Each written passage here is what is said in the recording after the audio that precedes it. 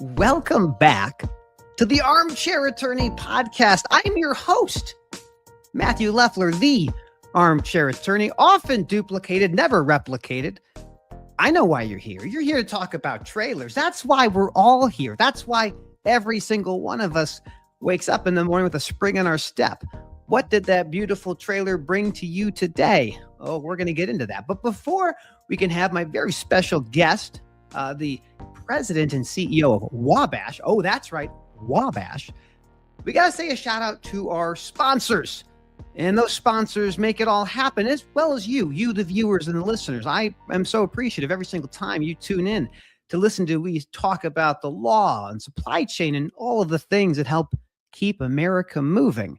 It is dangerous and difficult work to safely deliver freight on time and undamaged.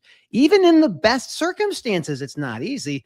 And this time of year and this time of market, it certainly isn't easy. But my friends at DAT, Dial a Truck, since 1978, DAT has been helping people find freight, truckers, brokers, data for shippers. Oh, there's so many things you can do if you got that guy in your corner. And that guy is sitting right behind me. So thank you for my friends at DAT. If you're new to DAT, and some of you are, or you're starting a new brokerage, or you're a motor carrier looking at technologies to help you move better, check out the link in the show notes with DAT. If you're new, for the next 12 months, you will save 10% off of your yearly costs. So check that out.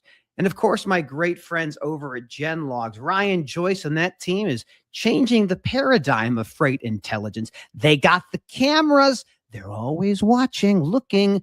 If you're looking for a new standard of care in the transportation of your freight and wondering where your equipment is, I would urge you to go over to genlogs.io and check out a demo. There's a link in the show notes. I urge you to do that thing. Now, without further ado, look, I've been telling you guys for a long time that I love trailers, and I've been very open about this. My father started a company back in 1991. And his first customers, Roadway Package Systems. Roadway Package Systems became Caliber, and Caliber became FedEx Ground. And what did Ground have? Well, they had independent contractors doing their maintenance, like my father. They had independent contractors driving that freight around. But what did they have?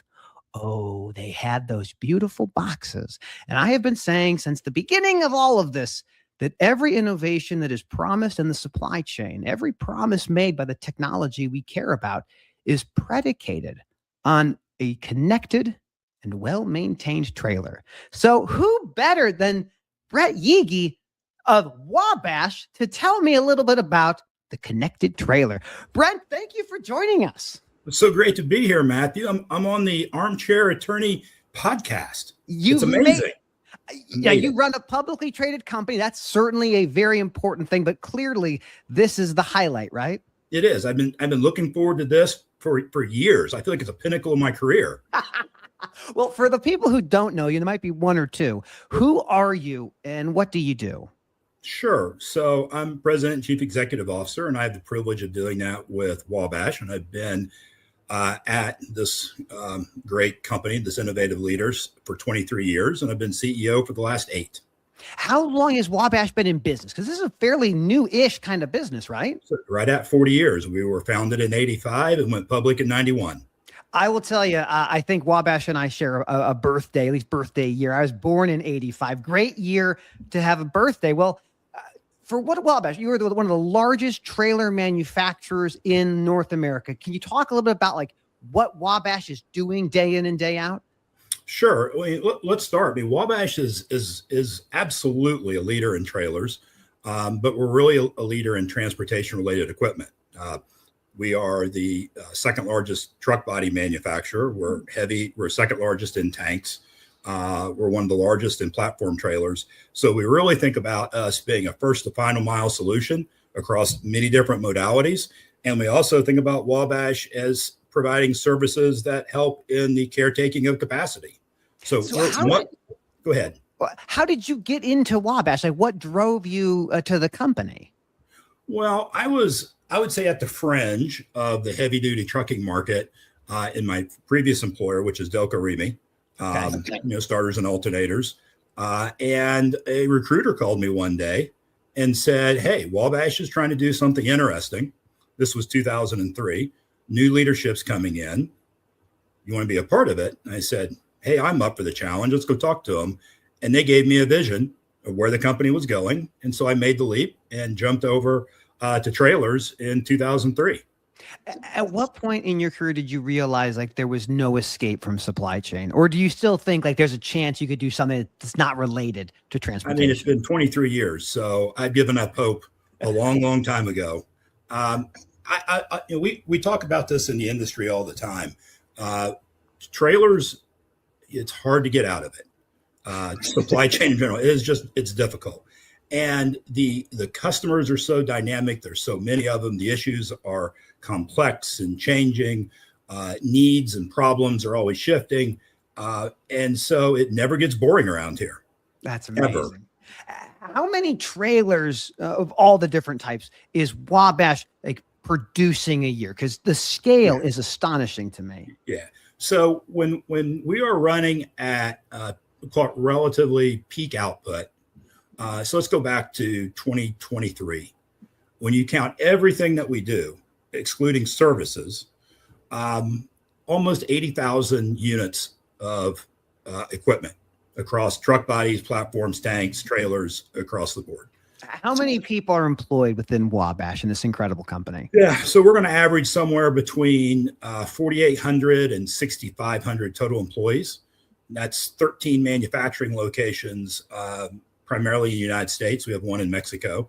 And that doesn't count our JVs, where we have 5 major aftermarket part distribution locations as well. That's incredible. How many SKUs on parts are you guys running through at any given time? Oh, we have about 10,000, what I would say, active SKUs. But when you think about the long life of a mobile asset, arguably we have hundreds of thousands of SKUs that are in our library. How long is a trailer supposed to last? Because I've always been of the opinion, if you maintain that trailer well, you got at least 10, 15 years. But what have you seen in the experience of your side of the business? Great question. I mean, when a trailer can be spec'd to be a highly capable, good cost per mile product or asset for a company, but it really depends on how you spec it. We have a large part of our customer base that has moved to a 5-year first life. We kind of put trailers in a first, second, third life. Absolutely. There's a fourth, but we try not to talk about that. Not on the road anymore at that point. So first life, we see it a lot at 5, and then we see that traditional 12, 13, 14-year asset. And then after that, it moves into the secondary market. And then it's got another 5 to 7 years there. That's incredible. I think of it because I used to be a big service provider for firms like Old Dominion Freight Line and OD. Love that team. They run a lot of Wabashes, 28-foot pups with roll-up doors. Do you have a door preference? You like a roll-up? Do you like a swing? Or are you happy with any type of trailer door? It's all based on application. Mm-hmm. Yeah, I want the door that makes me money. That's the door I like. So you give me the right application, I'll give you the right door, and let's go make money. All right. Well, let's get a little bit more controversial here. Are you a disc brake man or are you an air brake guy? What do you think about the braking technologies on modern trailers? Yeah, that's again.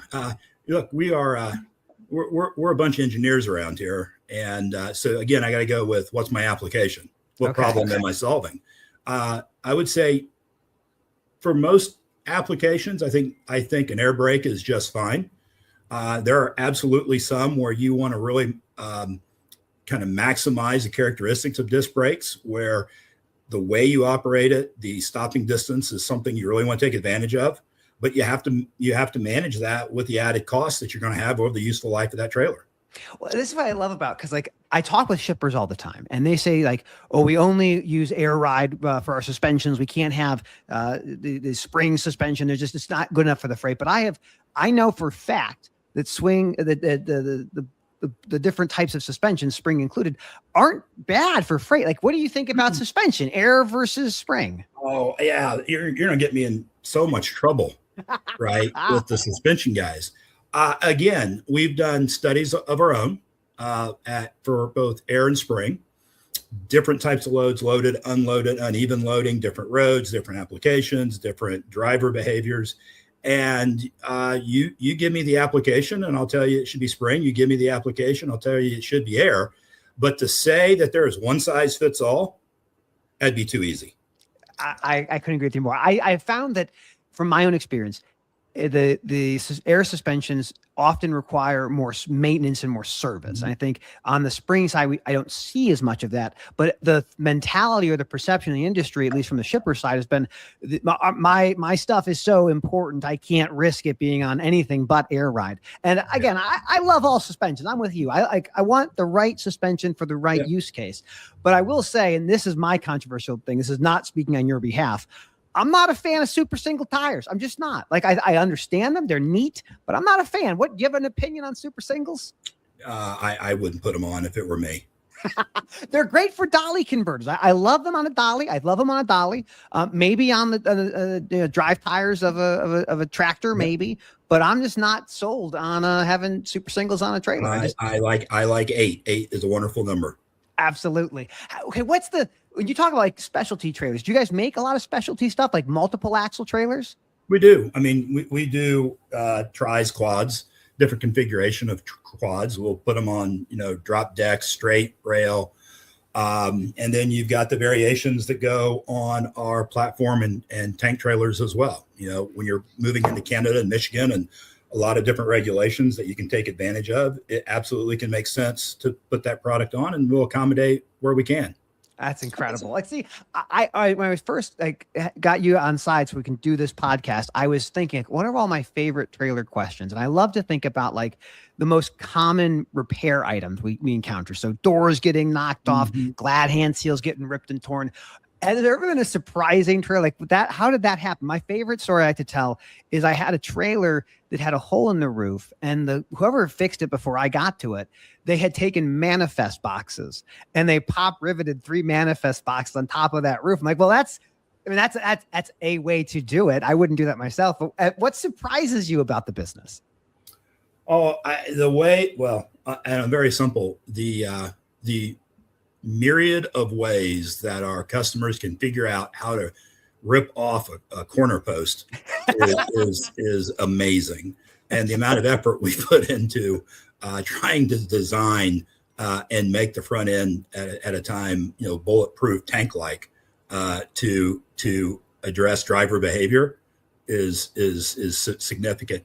But we've had, 23 years, I've seen crazy things. We got called to a customer one time, and the literal aluminum base rails were just disintegrating around at the floor seal, and they're going, your floor is defective. You're like, I don't think so. Now, what are you putting inside that box? What are you putting inside that box? Oh, use batteries on flat on the tray on the floor, no catch basin, nothing, not even a skid, block stacking. Well, yeah. That'll do it. I mean, there's not much you're going to put in there that's going to stop that guy. And that stuff, like the bottom rails, I mean, most of these are, I think they're aluminum. Am I right? So these are very anti-corrosive, but even you see a 10-year-old trailer at those cross members, you're going to see some level of oxidation and some stuff going through. But battery acid, that's a nice one. That's an interesting one. That's an interesting one. Yeah. Well, on the corner cap side, like I live in the Chicagoland area, so we have viaducts, and there's at least every couple of days a trailer meets a viaduct. They have a little hello, and then that nose rail or those corner caps get smashed up. We don't have an option for that. There's nothing, hey, let's help me get past the bridge. No. Yeah. You lower all the air in your tires and go really low. That's the way to do it. Drop the bogey. That'll help. It's crazy as we look at like this new, I think I call it like a renaissance of trailers. So my father worked at Roadway back in the 1970s and 80s. So he came in the business before deregulation. And those days it was yellow Roadway CF trucks and trailers, maybe 7 trailers to a truck, maybe 8, 10 to a truck.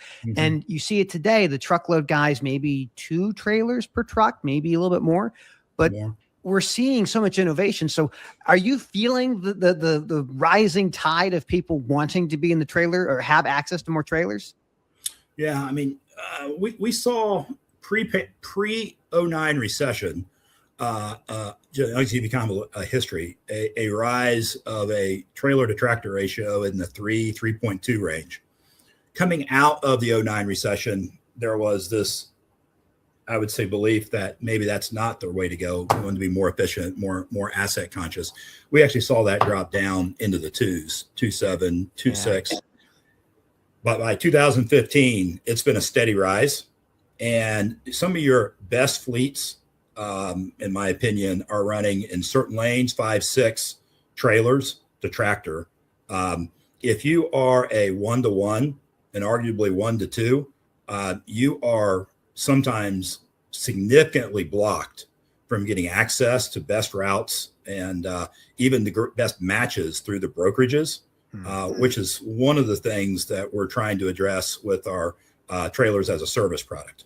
Well, that's a really good point you bring up, and we'll segue to TAS in a moment, because what we know shippers want, the manufacturers, the retailers, is they want drop trailers. They want access to those trailers, and not because always they want to have them just in case. A lot of times those become de facto storage trailers, and they like to have mobile warehouses, and I get that. Yeah. But if you're a driver and you only have one trailer, you're live loading. You're just sitting there waiting for that asset to get moving. If you have drop trailers, the flexibility is so much more substantial. Yeah, one of the things we saw going all the way back to 2015, which has just been exacerbated with COVID. It's been exacerbated with the supply chain network disruption coming out of COVID. It's been disrupted with, now we've got redistribution of supply chain related to tariff action or the retreat of globalization. Just a few little things. Yeah, that's small. There. Rounding errors, really. Yeah, that the embedded inefficiency within the transportation logistics stream,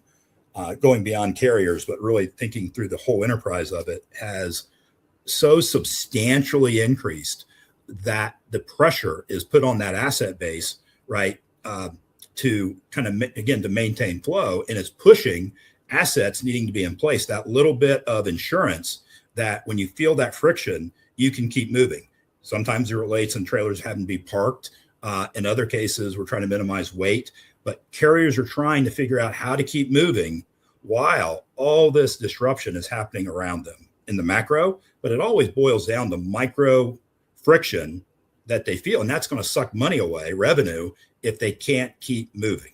That's right. That's right. There's been no more efficient way to move freight than drop and hook. That is how every LTL operates. The big truckload folks, that's how they operate. And for the smaller fleets or these brokerages we're talking about, they are learning. They're learning this. And I think there's a great data that my buddy Craig Fuller put out about 20 years ago. Maybe 6% of freight was moved by a broker, but you look at it today and it's 20%, 22, 23%. It's astronomical. And then when I talk with people about trailers, they go, Matt, why are you love trailers so much? I don't love them any more than C.H. Robinson does, or ITS Logistics or Freightvana. These are companies that know what their customers want, and their customers want trailers. So let's talk about the genesis of this trailer as a service TAS. What is it, and how do people get to use it? Yeah, so trailers as a service is, we like to think about it as we're selling capacity. Trailer just happens to be part of what we are putting into that product. That product is, while you get a trailer, you actually get a digital platform that happens to be embedded in the trailer, so that you can, it's a very fungible asset that allows you to connect to a lot of different things. It allows you to access insurance quickly. It allows you to aggregate tolls. It allows you to think about, especially if you do not have network maintenance coverage, how do you, our fleet care program that you tackle with it. So it enables the small and medium-sized carrier who wants access to capacity quickly to pull into and use a pool of trailers that can really enable their business. And that can come in a lot of different ways: short-term, mid-term, long-term, dedicated, in terms of its application. So we call it trailers as a service, but it's really 2 or 3 different products when you think about the use of it, plus all the ancillary services that goes with it. That's why we call it capacity. We're selling capacity. We went all the way back to 2015, and we're looking at this pickup in drop and hook. We also saw the rise of digital brokerages. We saw what that would enable in terms of empowering an aspect of our customer base that we didn't really tap into because we were selling to large public carriers primarily. So you look at us today, and between added capacity layers that the private fleets are adding, the known dynamics of publics, both truckload and LTL, but now we have to think through, hey, if 20% growth in the digitally enabled brokerage use is empowering these other customers and they need access to trailers, what's the best way to provide that to them efficiently where they may not be in the best position to purchase that asset outright? I couldn't agree with you more, because what I've learned in the business of maintaining trailers is you have fleets that are always going to be ownership fleets. They're going to own a portion, but they have surges, they have ebbs and flows. Mm-hmm. We see it with peak season. I remember with one of our larger customers, they would onboard 3,000 trailers every year for peak season, but they didn't want to own those things. Nope. They wanted to give them back when they were done, and making it easier for folks to get access to capacity without having to all the sunk cost and the capital expenses to get this thing. That's one super interesting avenue. But the other one you highlighted is this growth of the digital brokers, or the brokers in general, who realize that they can go toe to toe with the asset-based folks in big contract freight. But the thing that they don't have is trailers. And so once they get them, now they're able to be in that same conversation. And so you meet a new customer as they're emerging and provide them a service. And I think you might agree with me on this, maybe not, but I've learned over my time in the business that most brokers have no idea how to operate a fleet of trailers or maintain a fleet of trailers. So a turnkey solution is critical.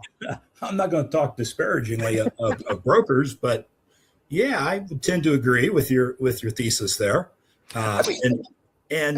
So yeah, that, when you think about those emerging aggressive brokerages that are out there, they want to own trailers, but they don't want to own trailers. Yeah, they want the access. They want the access to the asset. They don't want to have it. I use this analogy. You might have heard versions of it, but I call it CASE. It's the connected supply chain, the autonomous rise of whether it's manufacturing or whether it's at the driver level at some point in the future, sharing. So getting access to things you don't own, but being able to use those things. And then ultimately some level of electrification down the road.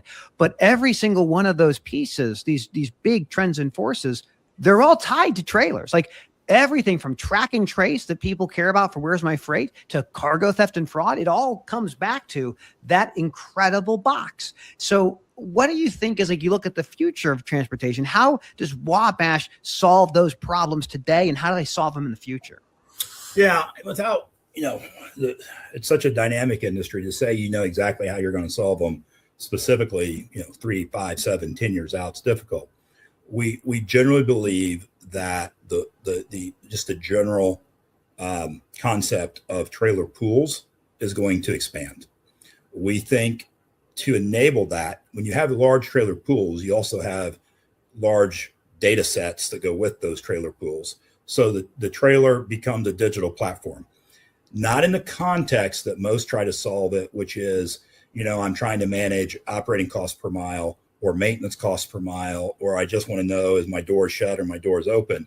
But you're really thinking about what's the digital platform that needs to be there to actually enable them to drive revenue for their business. And that's different. So go ahead. I'm going to say, as I look, I think you're exactly right, because most big trucking companies know their cost per mile. They know their maintenance cost per mile. They have the network of service providers. But the beautiful thing about trailers is they can go anywhere, anytime. Like they're always moving. And so if you're trying to get into business with folks that need you to have those assets and you don't know how to manage them, you are at a major disadvantage, because it's very easy to get over your skis in these things. If you're managing a dynamic trailer pool, different product than a standard lease and rental, right? I have a contract. I know where they're at. It's not moving. It's pretty static. When you're managing a flexible trailer pool, we have different drivers that'll be moving in and out of said asset, periodically, sometimes very quickly. So our Trailer Hawk product is an example of using the trailer as a digital platform to be able to link into. So this is a digital physical combination, ultimately, of a locking mechanism to the doors that's physically integrated, that's connected to a digital platform, that's connected to facial recognition, that's connected to the TMS said HR system, to where we know when Bob shows up, and Bob is connecting through facial recognition into the app. He's the only one that can access that. He'll be filling out the logs. He'll be filling out the inspections through that app. We know it's him. And we know that that lock will not function for anybody than him. You have that technology deployed out in the field right now? We are putting it on our first set of trailers right now. That's incredible. The future is coming faster than most people expect. Building off the trailer pool kind of conversation, we've seen this in the chassis world, right? So there's three companies, DCLI, FlexiVan, and Track, that own like 80% of all the chassis. Now, there's still companies have some, but this mentality of not owning it but having access to it is not new in the business. But on the trailer side, it is fairly new. It's a fairly novel idea. Absolutely. I mean, we have two modalities on either side of us. We have it in chassis for intermodal containers, and we have it for rail cars. That's right. At scale. So why are we resistant to pools, or why isn't it? Because carriers, truck owners, operators love their trailers. They do. They love them. They want to spec them. They want to look at them. They want to take care of them. They're theirs. And that's how it's been. So it has to be more than I'm changing out the way you do your trailers. How do you want to manage your capital? How do you want to manage asset cycle? How do you want to make more money? How can you flex, right, to take advantages of discontinuities in regional economics so that you can price differently and take advantage of it? Let's help you run your business better. Absolutely. I like the idea of like how people spec trailers, because they do the same thing with trucks. Obviously, every fleet has like, this is our spec. It's the best spec. We've tested it time and time again. And same goes for trailers. And I think people don't realize that. Like, most people go, oh, it's a 53-foot dry van. Maybe it's a composite panel. Maybe it's a sheet and post, but it's all the same. It's like kind of, but really there are some nuances in the trailer specking business. Every trailer that's built at Wabash is engineered to order. Every single one, always has been since its founding. So is pretty much, other than a few of our competitors build speculative stock. That's for a different part of the market. We're engineer the order. That's why we're the premium innovative leader. And you're right. Every customer believes that their specification is the best. Absolutely. Sometimes it's pretty good. Sometimes not really. I think that's a good example, because like, it goes back to the use case. Like, if you're going to have an automotive spec trailer, you're going to have it done a specific way because you know the kind of damage that happens at the automotive. Or is it paper? Because people forget, like, paper's super heavy, and if that thing rolls around, you're going to have the side panels bowing out. So there's a nuances. But I think the point that I would emphasize to the folks listening is, generally speaking, for most general freight, the specs are going to be exactly what you need if you're watching, just general freight. So as you put these trailers out to the task program, it's depending on the use case, obviously, but those specs are probably going to satiate the demand that given fleet or broker needs access to. Yeah. So we are the general task specification, both the digital aspect and the physical, are built on a very robust set of specifications. So you think about what we have access to. We have access to the large, what we call data pool of every specification for every trailer that we've ever made. We know exactly what works. We know exactly what works at scale, what is most cost effective to build and cost effective to use. You're probably going to find that on a task trailer. I love digging into the business side of trailers, because I think a lot of people kind of forget how sophisticated the trailer OEMs are, the trailer users, the trailer owners. I like to give the example, like one of the largest trailer leasing companies out there is Extra Lease, owned by Berkshire Hathaway. So like, there is a really interesting group of people that really love these assets. They know about them. And as I think about the promise of autonomous trucks, and we think, I mean, FMCSA has made some inclination. They're reevaluating level 4, which is a remote operator, level 5, remote assistant. I fundamentally believe you can't have an autonomous truck without having a well-maintained connected trailer. Do you see this potential rise in automation as one of these great tailwinds behind what Wabash is doing? I'm not going to go as far as say great tailwind. What I will say is the trailering equipment is going to be part of the overall package that gets put on the road when you're managing the overall liability of an autonomous vehicle going down the road. It just is. Absolutely. So the integration is going to have to be there. And that's going to affect your ability to drop and hook, swap trailers. Are you going to move into mixed fleet? How are you going to manage that? Right. And when I talk to people about what paces the autonomous vehicle, it is not the technology. It is absolutely state and federal policy and public perception. 100%. And right behind that's the insurance companies.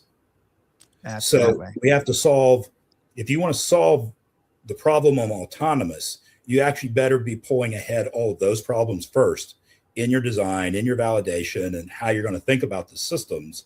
Because you have to think about everything from the use cases, the deployment of technology that maybe isn't quite there yet in the connected solution between tractor and trailer. And then you have to play out, how are you going to convince those regulators, policymakers, and underwriters why they should allow this thing to grow at scale?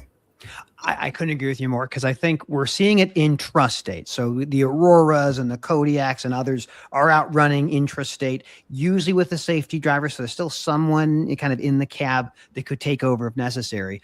But I look at it now as like an inevitability. I see the rise of automation is this continuation of what we saw with deregulation in the 80s and 90s and containerization in the 50s and 60s. So it's clear there's something happening, and it's happening now. And you guys are one of on the forefront of making that connection between the new technologies, the power units, and what we'll see with the trailers ultimately. If you can't see for a level 3 autonomous FMCSA rewriting hours of service, then making a case for level 4 or 5 is a pipe dream. Yeah, absolutely. It'll never pay for itself. The thing I like about the autonomous promise is that, like, right now, the average out of service rate for commercial vehicles in the US is about 22%, give or take. So 1 in 5 vehicles, if you went out there and looked at them, you go, oh, that's not safe.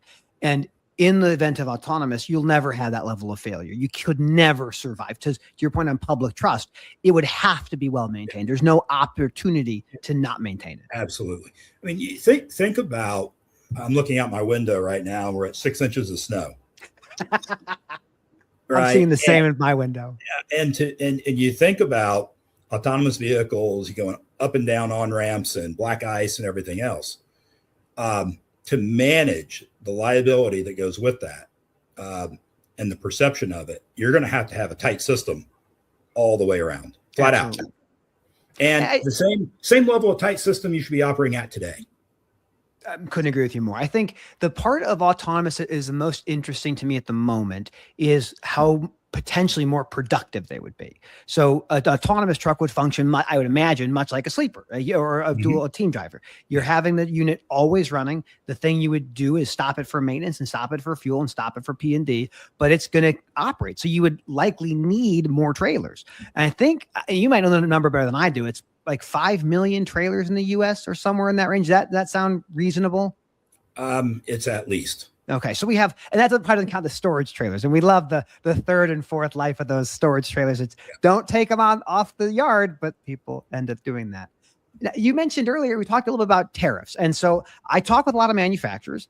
There's been a lot of interesting tariffs we've seen across the board. How is Wabash viewing these? How are you navigating them? Are you passing on these costs to the customers? What is the current thinking on the world of tariffs for you guys? Yeah, tariffs are incredibly complex.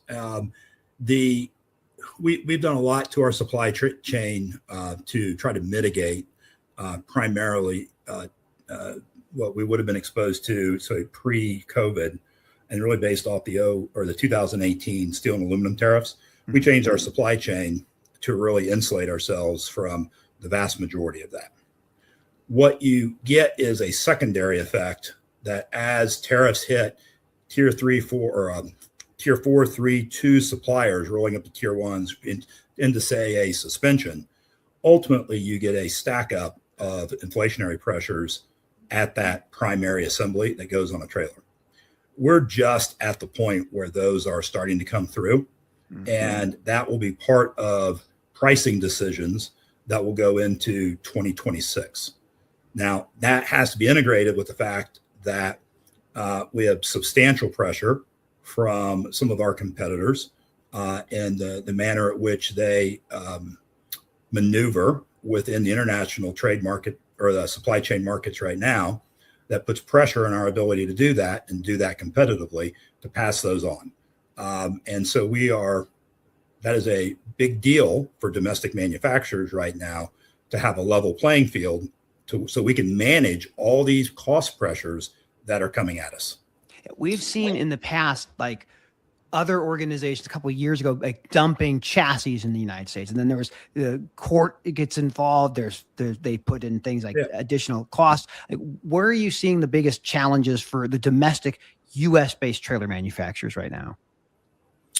I mean, obviously we have international competition, and they use the existing, we'll call it trade laws and to their advantage in terms of how they maneuver around those, whether it's USMCA or avoiding USMCA.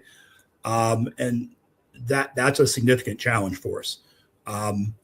Being able to combat that is tough, and there are actions that we're taking to try to create a level playing field for domestic manufacturers, so that infrastructure can remain capable of being available to the U.S. market. That's a core set of infrastructure, whether it's national defense, highway resiliency, transportation resiliency. It's incredibly important that we do that. And so, some people may know that we've filed as part of a coalition of domestic manufacturers. We're asking the government to look into some of the practices of our competition. We just want a fair playing field so that we can do what we do best and make sure that we serve the United States well. I followed along with this thing. So I know like Great Dane's a part of this. I love the team at Great Dane and Stoughton as well, I believe. Yeah. It's interesting because this is a challenging time for everybody in the transportation industry. We have not seen a freight recession like this in a long time. And it's been one of the longest, like 3 years or so. Yeah. And people are kind of waiting, and everyone keeps saying it's going to get better the back half of next year. And now it was the back half of next year last year, and the back half of next year, the year before that. As you look forward into 26, like how are you feeling about the world of transportation and logistics? Well, I always look for the upside because it's such a vital aspect of the U.S. economy. So it never goes away. That's right. It will always return. That's what we talk to our people about. No, we may not know when, but it will always return. And so internally, we work very hard to maintain what we call that offensive capability to be able to react when the market turns. So we think about 2026, we execute to what we know, and we plan for what we believe will occur into 27. We can do those two things at exactly the same time. And that's how we look at it. I love this type of environment. And my father was the same way. Bad economic times build amazing companies. And there's going to be a lot of capacity exiting, motor carriers not able to make their obligations and winding down, maybe brokers as well. But when those opportunities come, the shippers are still there. To your point, that freight doesn't stop. I mean, that's the one thing I know that will always be true. Freight doesn't stop. And so if you're a broker or a motor carrier and you're like, oh, I have a new opportunity with a customer who just lost their biggest provider, a solution like TAS makes sense. Now I'm like, okay, I can jump in, I can get an asset, I can take care of this customer. Does TAS have like it's only for like a period of time, like it has to be a week, a month? What is the way you work with TAS? If I'm a motor carrier broker, how do I work with TAS? Yeah, so if you were to call into Wabash, it is very solution centric, just like the product itself, right? It's almost a customizable package. So if you want to jump in and jump out, we have a mechanism to do that. If you want to use it for 2 weeks, a month, we have a mechanism to do that. If you want to have it for 3 or 4 years, we have a mechanism to do that. And then there's layers of additional services that you can tack onto that to facilitate the method at which you want to consume capacity. I love that, because the mentality from the leasing companies, the trailer leasing companies specifically, is generally, and I'm going to paraphrase, I have a lot of friends in the leasing business, 7 years full maintenance lease, that's all we offer. Or 7 years net lease, you maintain it, but it's going to be 5 or 7 years. Yeah. And every customer, whether they're a motor carrier or a broker or anyone or a shipper with a private fleet, they want the flexibility. They want to be able to bring it back and say, I'm done now. Can you take it? And I think that's the story we're watching as you guys are building this option up, because I don't think people are familiar with working with a company that can provide capacity and flexible terms where you can bring it back when you're done with it. Yeah, no, that's exactly right. So it is a very unique product that's out there, and it really does not, go right into the teeth of the business model or the market that traditional leasing and rental companies go after. It's a new market that's emerging, and we scale with the growth of that new market to where it really pairs with those that can use data well, which are the digital brokers, some private fleets that want access to really understand how they want to use capacity wisely in different ways. And they can be consuming tasks in 5 different ways in a single company, depending on what they need. So, and because we want, it's really about how do you have to be able to reroute those trailers back into where they're needed to be used in a very deliberate way. Completely different set of issues than, say, standard leasing and rental. Absolutely. Now, we share a mutual friend, Shannon Breen of FreightVana. How did you get to know Shannon? Because I've known him for a minute. I'm a big fan. Well, I met Shannon with a chance phone call in, I think it was 2020, when I was camping somewhere. It was a Sunday morning. I was cooking breakfast, and he calls me out of nowhere and says, I want to talk trailers. That's the best conversation. Like, who in the hell are you? And from that started a dialogue and a conversation and sharing perspectives. And so we've, Wabash and FreightVana have been kind of going back and forth on, where the world's going. How do we best serve it? Well, how do you want to be innovative? And just working it. That's incredible. The supply chain is such an interesting industry, because to your point, like, it's one of the largest industries in the United States. It's $1 trillion a year domestically. And it's a big industry, but like, it's very small. There's like 20 people who are in this business, and you get to meet them over time, and they all have these great stories of how they got into the business. Now that you're deep into transportation, where do you see the next couple of years, like the biggest opportunities for you personally, or just for Wabash generally? Well, we're loaded with opportunities and challenges that are uniquely different than maybe what we've seen. Well, not maybe, than what we've seen in the last 15 years. We are not done with disrupting supply chains with, when, whatever, call it modulation happened with tariffs under the Trump administration. We're in a 20-year to 30-year movement within supply chains. It's a generational thing. So Wabash has to think about that. I couldn't agree more. I think we are watching a new era of supply chain happen, and it's always like, you never know you live in a historic moment until like you're well past it, and you look back and go, I had no idea this was happening. Yeah. And I think, go ahead. Post World War II, we'll call it supply chain engineering, was a 50, 70-year process with a renaissance really in the 90s and early 2000s to refine it into a relatively efficient mechanism. And then it gets blown up overnight. That leaves baggage. And it does not get fixed quickly. So you just have to step back and go, it's going to take 20 or 30 years of rewiring as people try to get back to the next new version post globalization. And it's all going to be based, where does trade go? And in today's terminology, right, America first perspective, We don't exactly know what that means. So you really can't design to the end. You're kind of riding the wave and trying to be as adaptable as you can be. Well, I think that's a great message to kind of wrap up on. For folks that are wanting to learn more about you or learn more about Wabash, where can they go? We can link them in the show notes. So Wabash is on, LinkedIn, X, Instagram.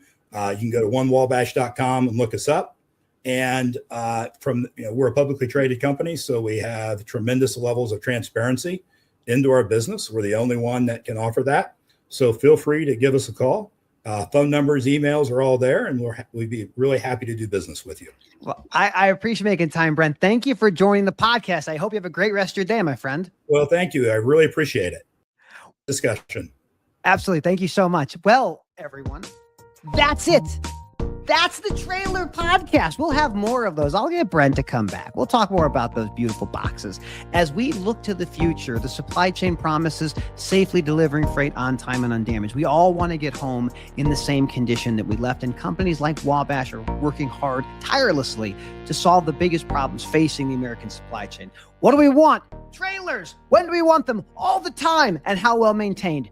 Very well maintained. Wabash is a company you should know. You probably do, but make sure to give them a follow. As we wrap up for today, I have to say thank you, as always, to the friends that help make this possible. You, the listener, the viewer. I couldn't do this. I wouldn't do this if it wasn't for you. And of course, our friends at DAT, Dial a Truck 1978. That old load board, that was in a truck stop. You'd go and you'd look at it and you'd make phone calls. That's what it's all about. Save some money with DAT by going to the show notes below and click and learn more. And of course, Genlogs, setting a new standard of care for freight technology, freight insights, freight fraud, technology working for you to help you find great carriers and places you operate, and helping you find that lost or stolen equipment.